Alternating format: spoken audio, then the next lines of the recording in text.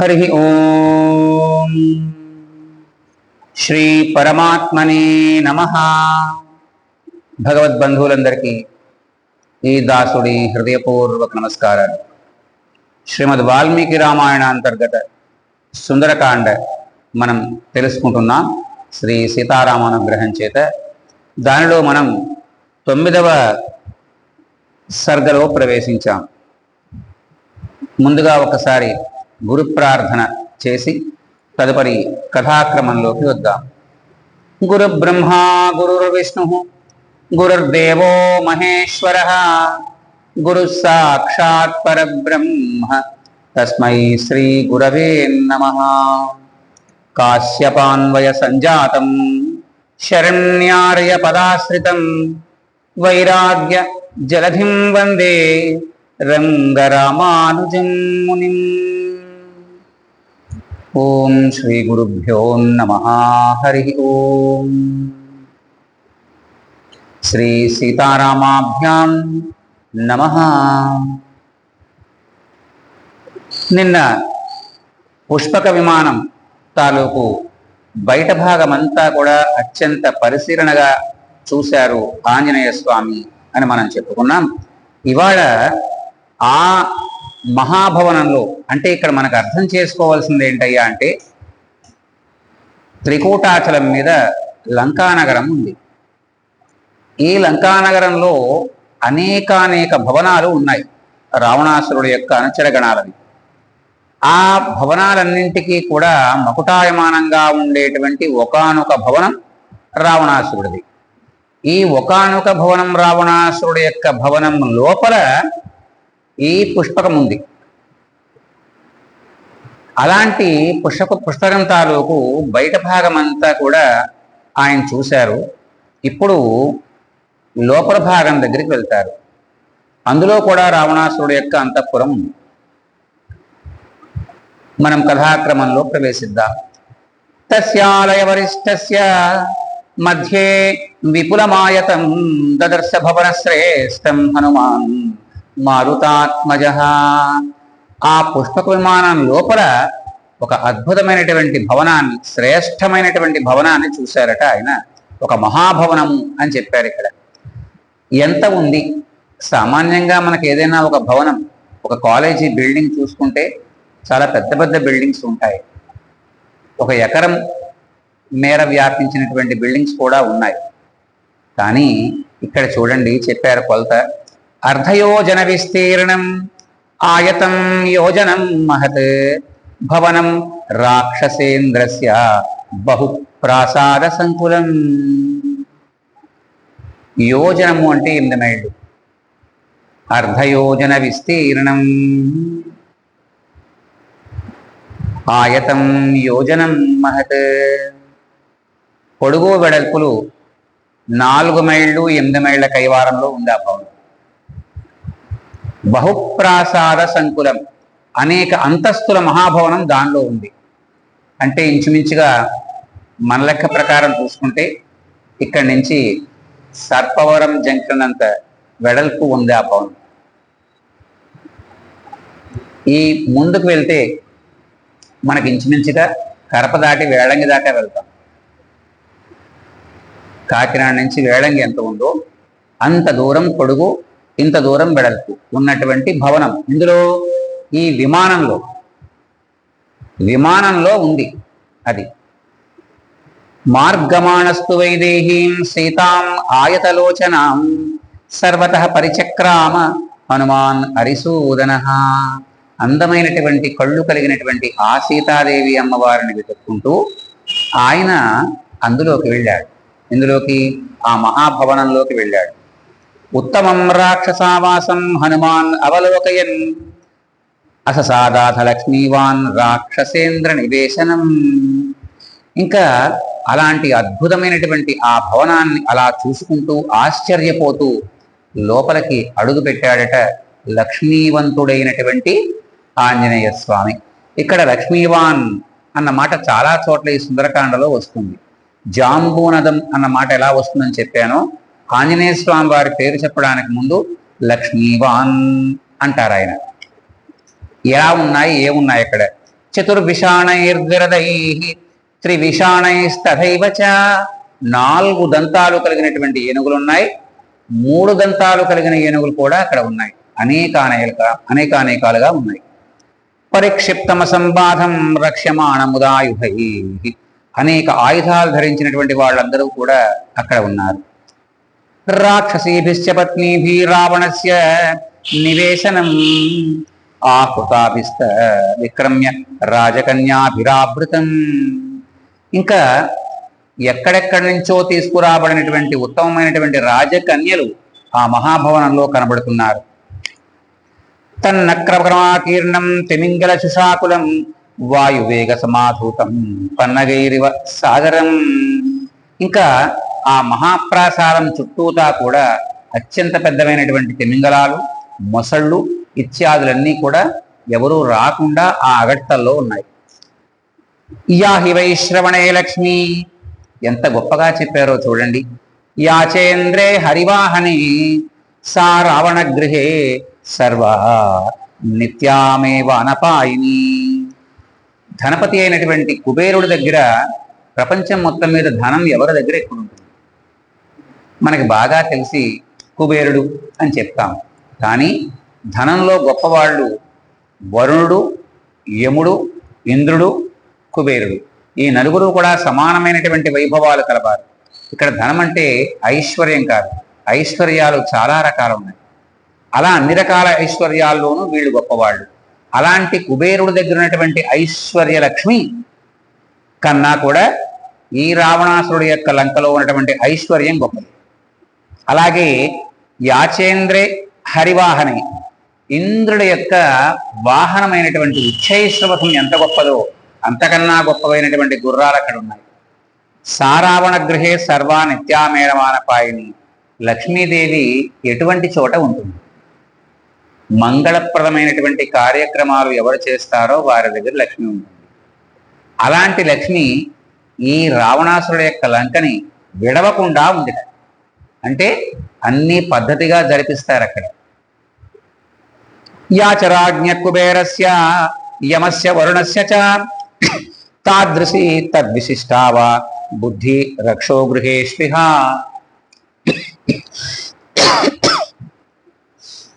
ఇంకా రావణాసురుడు యొక్క పుత్రుడు, పౌత్రుడు, ప్రపౌత్రుడు, ఆయన యొక్క అనుచరగణము, మంత్రిమండలి, సేనాధ్యక్షుడు, మహావీరుడు, వీళ్ళందరి దగ్గర ఉన్నటువంటి సంపదలు యముడి దగ్గర కానీ, వరుణుడి దగ్గర కానీ, ఇంద్రుడి దగ్గర కానీ, కుబేరుల వారి దగ్గర కానీ లేవు.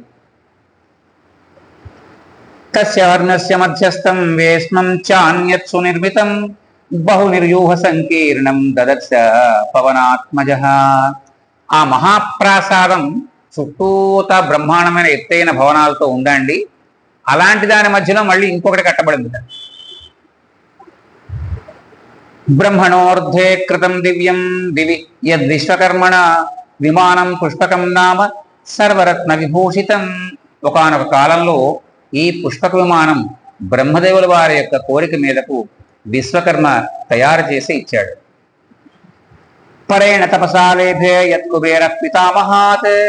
కుబేరుల వారు తపస్సు చేసి తమ తాతగారి దగ్గర ఆ విమానాన్ని అడిగి తెచ్చుకున్నాడు. కుబేరం ఓజసా జిత్వా లేభే తద్రాక్షసేశ్వర. కుబేరుడు యొక్క మెడలు వంచి రావణాసురుడు ఆ విమానాన్ని తెచ్చుకున్నాడు. పైవాక్యంలో ఏమైంది? తపస్సు చేసి బ్రహ్మదేవుల వారి దగ్గర నుంచి ఆయన తెచ్చుకుంటే 4 టన్నులు తన్ని ఆయన దగ్గర నుంచి ఈయన తెచ్చుకున్నాడు. చూసారా వెర్షన్ ఎలా మారిందో. ఈహా మృగ సమాయుక్తై కార్తస్వర హిరణ్మయై సుకృతైరాచితం స్తంభై ప్రదీప్తం ఇవచశ్రియా. అక్కడ ఎన్నో రకాలైనటువంటి అద్భుతమైనటువంటి బొమ్మలు చెక్కబడి ఉన్నాయట ఆ భవనంలో. ఇంకా ఈహా మృగాలు అంటే మన యొక్క సొంత తెలివితేటలతో ఏర్పాటు చేయబడినటువంటి మృగాలు. అంటే ప్రపంచంలో ఎక్కడ అలాంటి మృగాలు ఉండవు. మన ఊహలు ఏవైతే ఉన్నాయో ఆ ఊహల ద్వారా మనం చెక్కుతాం. అలా చెక్కబడినటువంటి మృగాలన్నీ కూడా అక్కడ బొమ్మల రూపంలో ఉన్నాయట. అవన్నీ కూడా బంగారంతో చెక్కబడి ఉన్నాయటండి. మేరు మందర సంకాసై ఉల్లిఖద్భిర్వాంబరం కూటాగారై శుభాకారై సర్వత సమలంకృతం. ఇంకవన్నీ కూడా అక్కడ ఉన్నటువంటి భవనాలన్నీ ఆకాశాన్ని తాకుతున్నాయా అన్నట్లుగా ఉన్నాయటండి. అలాగే ఆకాశంలోంచి వేళ్లాడుతున్నాయా అన్నట్లుగా ఉన్నాయట అనేక రకాలైనటువంటి కూటాగారాలు. అంటే అవతల వాళ్ళకి కనిపించకుండా అక్కడ చూడండి, కొన్ని కొన్ని మనకి ఇళ్లలో కట్టుకునేటప్పుడు తీస్తాం, ఆ తలుపు తీస్తే వెనకాల బాత్రూమ్ డోర్ ఉంటుంది, బయటికి మాత్రం ఒక బోర్డు కింద ఉంటుంది. అలాగా ఇక్కడ కూడా అనుకోని విషయాలన్నీ కూడా అక్కడ ఏర్పాటు చేయబడి ఉన్నాయట. జ్వలనార్క ప్రతీకాశం సుకృతం విశ్వకర్మణ హేమ సోపాన సంయుక్తం చారు ప్రవర వేదికం. అత్యంత అద్భుతమైనటువంటి సూర్యకాంతితో సమానమైనటువంటివన్నీ కూడా అక్కడ తయారు చేయబడి ఉన్నాయట. అంత వెలుగులతో ఉంది. అలాగే బంగారపు సోపానాలు, మెట్లు తయారు చేయబడి ఉన్నాయట అక్కడ. జాలవాత యనైర్యుక్తం కాంచనై స్ఫాటికైరపి ఇంద్రనీల మహానీల మణిప్రవర వేదికం. ఇంద్రనీలములు, మహానీలములు, కాంచనము, స్ఫటికాలు, వీటితో చేయబడినటువంటి మెట్లు, పైకి వెళ్లే మెట్లు వాటితో చేయబడి ఉన్నాయట. ఏదండి, ఇంద్రనీలం దొరకడమే కష్టం.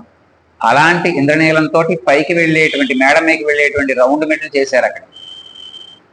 విద్రుమేణ విచిత్రేణ మణివిశ్చ మహాదనై నిస్తులాభిశ్చ ముక్తాభి తలేనాభివిరాజితం. ఇంకా అక్కడ ఉన్నటువంటి గదులు ఎలా ఉన్నాయి, ముత్యాలన్నీ కూడా తాపడం చేయబడి ఉన్నాయటండి గదుల లోపల. నడిచేటప్పుడు వాటి మీదుగా కాళ్ళు వేసుకుని వెళ్తాం. చందనైన చ రక్తేన తపనీయ నిభేన చ సుపుణ్యగంధినాయుక్తం ఆదిత్య తరుణోత్మం. ఇంకా సూర్యకాంతితో మెరిసిపోయేట్లాగా ఎర్ర చందనం చెక్కల మీద అందంగా చెక్కబడి ఉన్నాయట. అలాంటివన్నీ కూడా మెరిసిపోతున్నాయటండి అక్కడ. కూటాగారైర్వరాకారై వివిధై సమలంకృతం విమానం పుష్పకం దివ్యం ఆరురోహ మహాకపి. అలాంటి అద్భుతమైనటువంటి పుష్పకాన్ని ఆయన ఎక్కారు.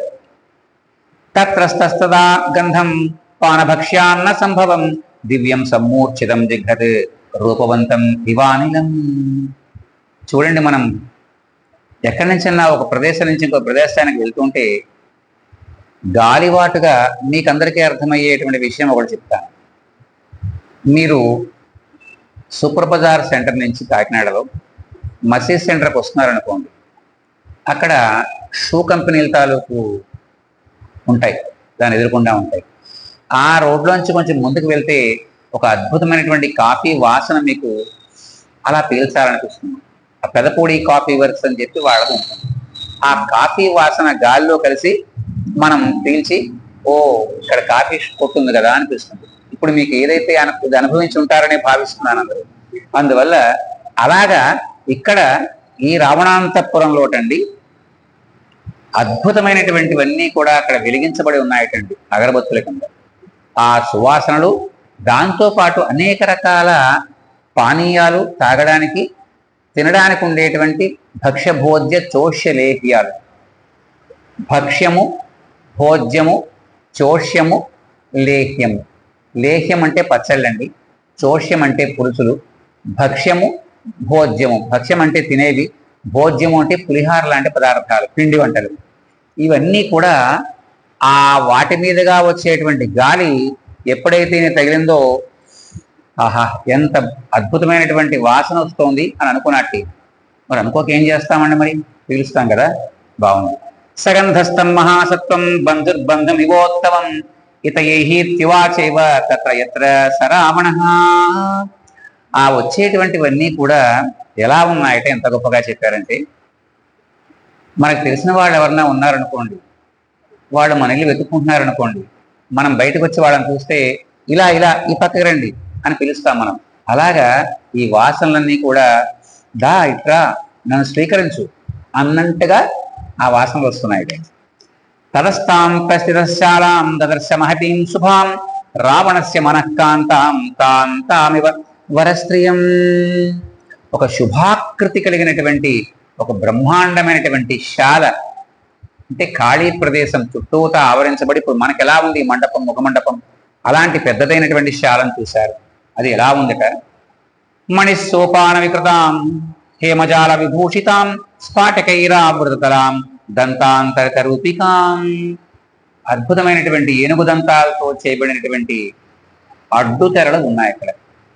ఇప్పుడు మనం లేదు కానండి, ఒకానొకప్పుడు కన్నాలుగా నగిశీలతో ఉన్నటువంటి అడ్డు తెరలు ఉండేవి. దాని వెనకాల బట్టలు మార్చుకునేవారు. అలాంటివన్నీ కూడా ఏనుగు దంతాలతో చేయబడినటువంటి స్టాండ్ ఉన్నాయి కానీ వాటికి ఇటు అటు కూడా స్ఫటికాలతో చేయబడిన పిడులు ఉన్నాయి. ఇలాంటివన్నీ కూడా అక్కడ చూశాడు ఆయన. ముక్తాభిశ్చ ప్రవాళైశ్చ రూప్య చామీకరైరపి విభూషితాం మణిస్తంభై శుభస్తంభభూషితాం. అనేక స్తంభాలతో ఉంది ఆ శాల. ఆ స్తంభాల మీద తాపడం చేయబడి ఉన్నాయి ప్రవాళాలు అంటే పగడాలు, ముక్తాలంటే ముత్యాలు, అలాగే వెండి బంగారపు నగిషీలు కూడా స్తంభాలకు ఉన్నాయట. నగిషీలు అంటే ఏవో మామూలుగా రంగులు కాదండి, నిజంగానే వెండి బంగారాలతో చేయబడిన నగిషీలు. సమై రుజివృత్యై సమంతాత్ సుభీషితై స్తంభై పక్షైరివాత్యుచ్చై దివం సంప్రస్థితామివ. అత్యంత ఎత్తైనటువంటి స్తంభాలు, కనీసం 30-40 అడుగుల ఎత్తున్నటువంటి స్తంభాలు ఆ ప్రదేశంలో చూశాడు ఆయన. ఇంత ఎత్తు స్తంభాలు ఎందుకుంటాయి ఆలోచించారా?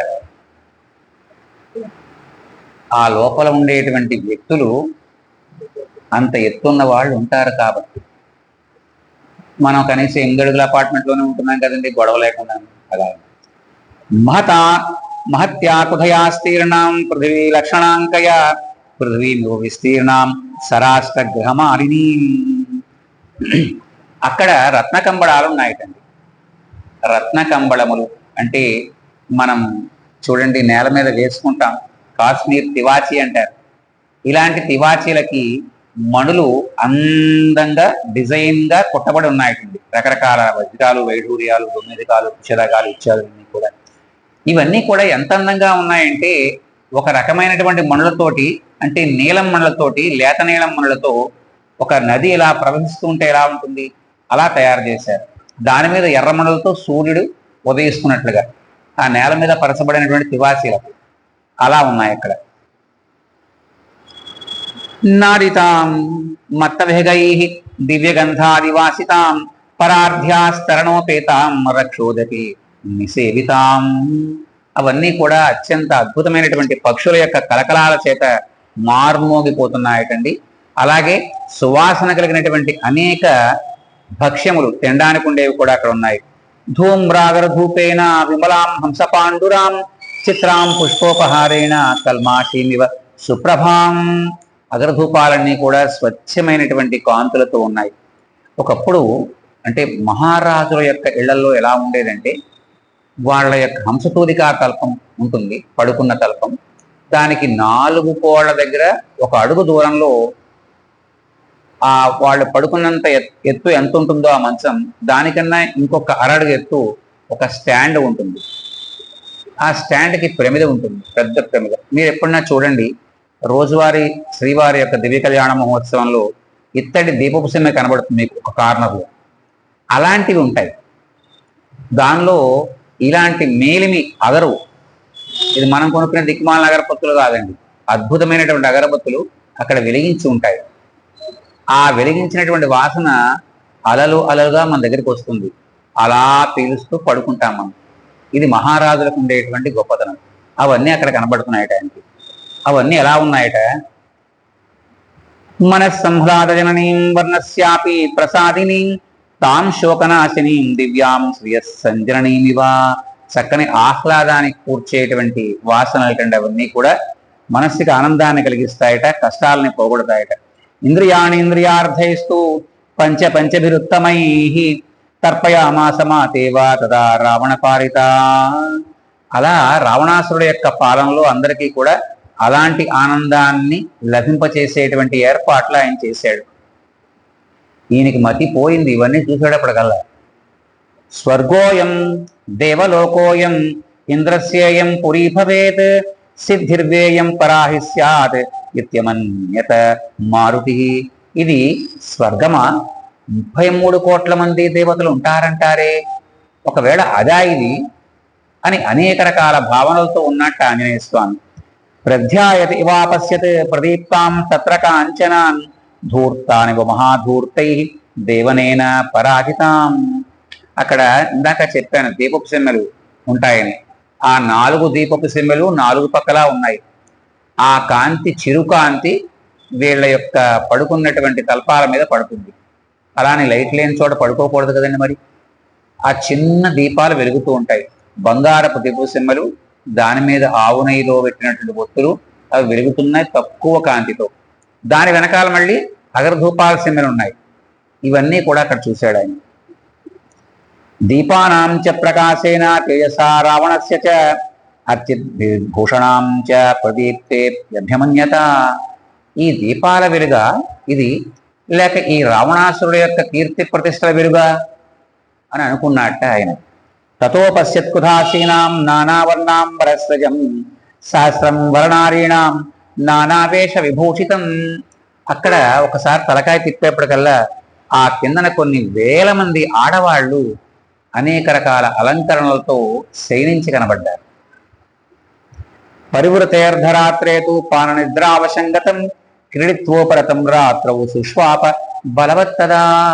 రాత్రి అంతా కూడా రకరకాలైనటువంటి పరిస్థితుల్లో వాళ్ళందరూ కూడా ఉండి, ఆ తర్వాత ఈ అర్ధరాత్రి అయ్యే సమయానికి వాళ్ళందరూ కూడా బలవంతంగా నిద్రలోకి వెళ్ళారట. రకరకాల స్థితిగతుల్లో వాళ్ళు ఉన్నారు. తత్ప్రసుప్తం నిరుచే నిశ్శబ్దాంతరభూషణం నిశ్శబ్దహంస భ్రమరం యథా పద్మవనం మహత్. అలా నిద్రితులై ఉన్నటువంటి ఆ స్త్రీల యొక్క ఆభరణాలు వాళ్ళ యొక్క ఉచ్ఛ్వాస నిశ్వాసాల కదులుతున్నాయట. ఇవన్నీ చూసిన తర్వాత ఆశ్చర్యపోయాడు ఆయన. తాసాం సమృద్ధంతాని నీలితాక్షేణి మారుతి అపశ్యత్ పద్మగంధీని వదనాని సుయోషితాం. ఇంకా వాళ్ళు నేత్రాలు మూసుకుని ఉంటే తామర పువ్వు యొక్క రేకులు రాత్రి సమయానికి ముడుచుకుంటాయిగా, ఇది అది రెండు ఒకలాగే ఉన్నాయట చూస్తే ఆయనకి. ప్రబుద్ధాని పద్మాని తాసాం భూత్వా క్షపాచయే పునః సమృతపత్రాన్ని రాత్రాల్వ బభూస్తథా. పగటిపూట వికసించిన పద్మాల్లా ఉన్నటువంటి ఆ రాక్షస స్త్రీల యొక్క ముఖాలు రాత్రిపూట విరిసిన కలువుల్లా ఉన్నాయట. ఇమాని ముఖ పద్మాని నియతం మత్త షట్పదాహ అంబుజాని ఇవ పుల్లాని ప్రార్థయంతి పునః పునః. అన్నింటికన్నా గొప్ప మాట ఏంటంటే, వాళ్ళందరూ పడుకున్నప్పుడు చాలా భ్రమరములు అంటే తేనెటీగలు ఇవి ఆ ముఖాల చుట్టూ జుమ్మని తిరుగుతున్నాయట. ఎందుకని? ఎప్పటికన్నా ఆ రేకులు తెరుచుకుంటే ఆ లోపలికి వెళ్ళి మధువు బ్రోలచ్చు కదా అన్నట్టుగా ఉన్నాయట. అవి తిరుగుతుంటే ఆశ్చర్యపోయాడు. ఇది చామన్యత శ్రీమాన్ ఉపత్యా మహాకవి నేనేహి గుణతస్థాని సమాని సరిలోద్భవై. సర్వ శుభలక్షణాలతో కూర్చున్నటువంటి ఆ కపీశ్వరుడు వాళ్ళందరినీ చూసి ఆశ్చర్యపోయాడు. సా తస్యాసు వేశాల తాభిస్త్రీభిర్విరాజిత శారదేవ ప్రసన్నాద్యౌ తారాభిరభిశోభిత. ఆకాశంలో రాత్రిపూట నక్షత్ర మండలంలో ఉండేటువంటి నక్షత్రాలు ఎలా ఉంటాయో మెరిసిపోతూ, అలా ఈ ఆడవాళ్ళందరూ ఒకరిని మించినటువంటి ఒకరు దేహకాంతితో ఆభరణాల కాంతులతో మెరిసిపోతున్నారు. సచాతాభిపరివృత సుశుభే రాక్షసాధిప యదా హ్యుడిపతి శ్రీమాన్ తారాభిసంవృత. ఇంకా ఈ రాక్షసరాజైనటువంటి రావణాసురుడు అక్కడ అందరూ కూడా నక్షత్రాల్లా ఉంటే ఆడవాళ్ళు, ఈయన నక్షత్రాల మధ్యలో వెలిగిపోయేటువంటి చంద్రుల్లా ఉన్నట్ట అక్కడ. యాశ్చవంతేంబరత్తారా పుణ్యశేష సమావృతా ఇమాం సంగతా కృష్ణ ఇతిమీనే హరిస్తథా.